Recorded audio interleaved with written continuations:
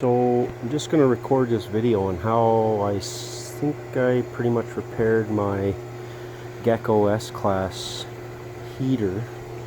I was 3-dotting on my display there. At first I figured it was a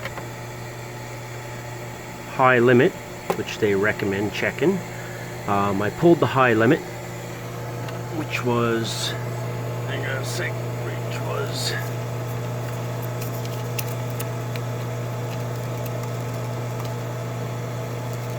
right. So I pulled that high limit and it actually was broken. So I replaced that, and that's about 50 bucks Canadian.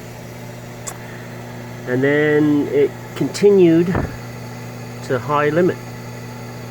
So there's a little light, you can see it's just in there, that little white LED light. It's not on right now. It usually comes on when the 3 dots pretty much. So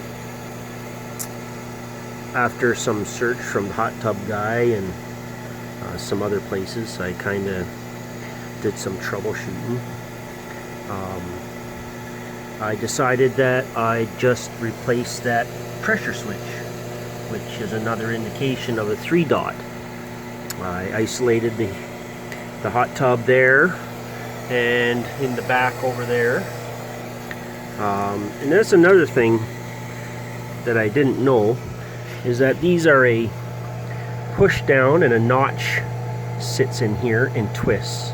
So I only had it pushed down for the little tab here was sitting here, so I was continually getting flow through my heater and leaking everywhere. So make sure that's pushed down on both ends when you do that. So right now I'm just topping up my heater.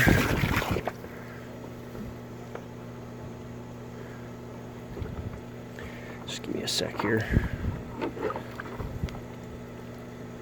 Topping up the tub because I lost quite a bit of water when I was trying to isolate the heater. If you try to pull that pressure switch, it'll just spray all over the board, and you don't want that to happen. It is low voltage, so I did do the troubleshooting online. So once you got that isolated, you can just pretty much twist that, pull that connector right off the board. I'm just going to try to prop this door open here. We could have did that before.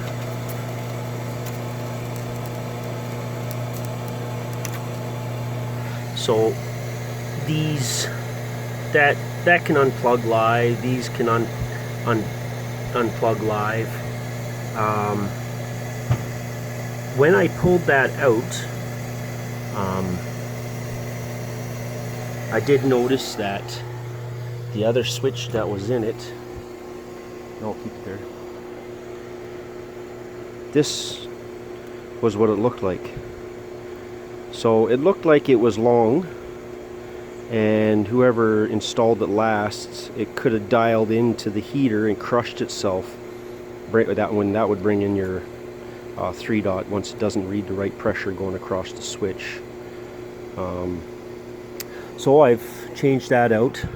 It's dropped a few degrees just because I'm feeding it cold water, but keep an eye out for it nowadays and see if it 3 dots again, but it really shouldn't 3 dot again. I've got the two main reasons why a 3 dot would come up on a Gecko board, and I mean altogether is about 100 bucks for those 2 parts. Considering what I paid for the hot tub, I think that's pretty good. So just some things that I didn't notice in some videos that I couldn't find, as well as the foul pressure switch, which I probably could have started with, but for the price, you can't really complain. Thanks a lot.